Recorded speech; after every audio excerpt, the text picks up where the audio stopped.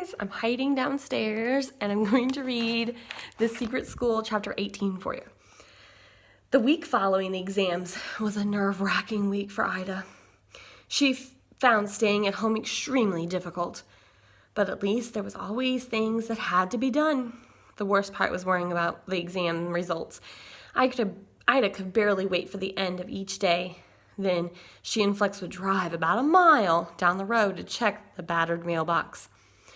One of a line of 7 for those families living at the head of Elk Valley. For 6 days when Ida and Flex arrived, the red mailbox flag was down. Then, exactly 1 week after the day of the exam, the flag was up. "They're here!" Ida screamed at Flex as they drew close. "Clutch! Brake!" The car skittered and backfired to a stop. Not waiting for Flex, Ida untied the door and leaped out and raced to the box. Inside were 2 pale tan envelopes, each one addressed in elegant scrolled hand. One was for Miss Ida Bison and the other for Mr. Flex Bison. Handing Flex's envelope, Tara opened her own. Inside was a printed form with parts filled in by hand.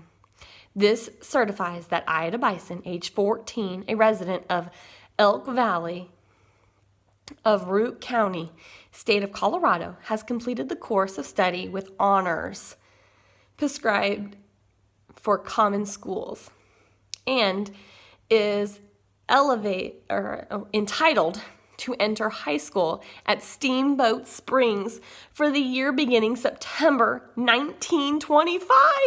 Yours truly, Miss Gertrude Sagewick, County Examiner. She passed! I feel like we should all celebrate with her. How exciting!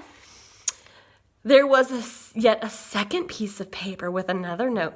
Miss Bison, I am happy to inform you that all of your students except Herbert completed their exams with a variety of degrees of success. Congratulations, Gertrude Sagewick, County Examiner. They all passed except Herbert.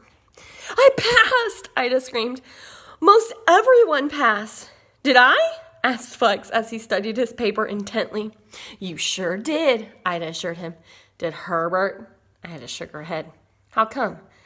"I don't think he wanted to," Ida said. She looked at her papers again.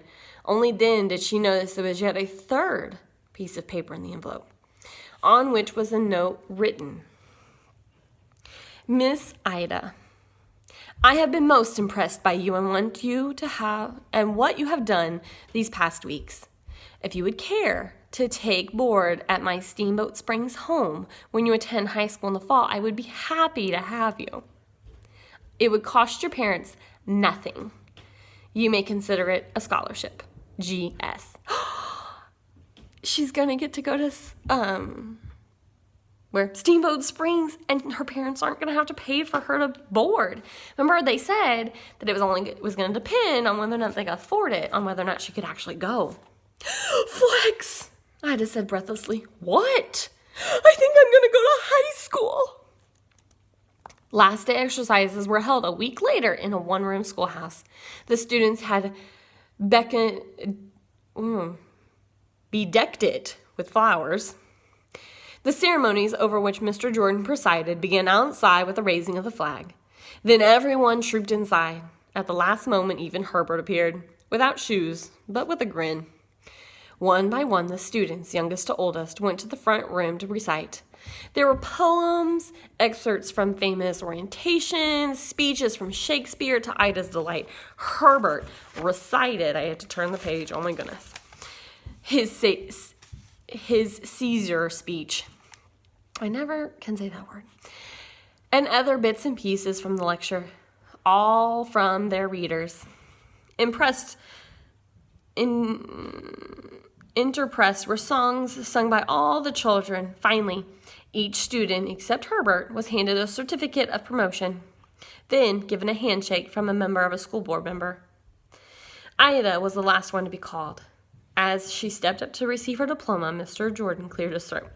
"In addition to graduation from the 8th grade with honors," he said, "Miss Ida Bison, who acted as our school teacher, deserves special recognition, I guess." He cleared his throat. We can all see that. The audience applauded. The children cheered. And there's hoping, Mr. Jordan continued, she'll go on and become a real teacher and then come back to work here in this school. I'm so emotional because I miss you guys. Herbert shouted out, but you'll have to pay her then. After the laughter died down, Susie, in new shoes and a new dress made just for the occasion, concluded the ceremony by singing Amazing Grace. Then everyone headed outside for refreshments. A table had been set up, and the people had brought enough food and lemonade to feed the whole valley. After filling her plate, Ida noticed Herbert standing alone away from the crowd. She went up to him. Well, it's Miss Bison, he said. Herbert, did you fail the exam on purpose? Hey, I told you I'm dumb. You are not. You just didn't want to get your father mad, did you? Herbert shrugged. If you want to know, I've made up my mind what I'm going to do. And what's that?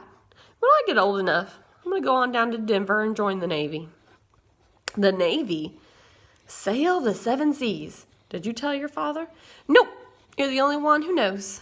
And I guess you figure never to come back? Don't know. Maybe I will. Depends on who's around.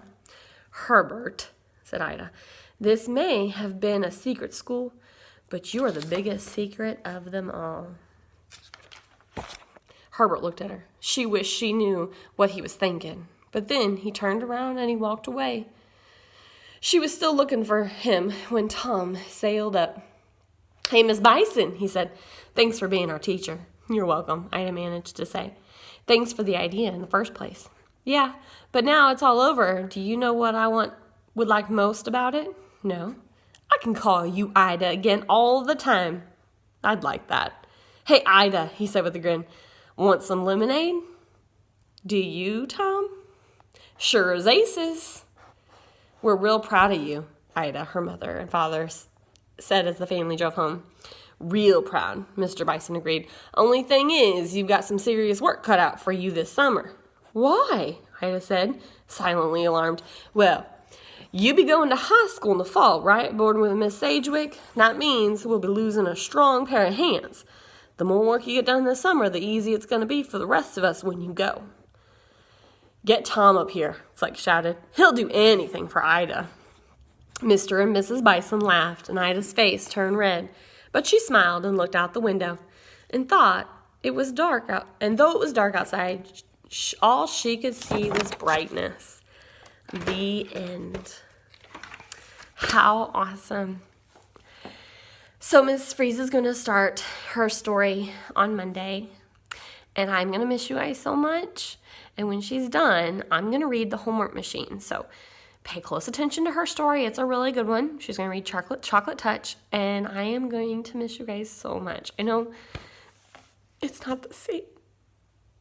But at least we get to kind of have school, right? Love you.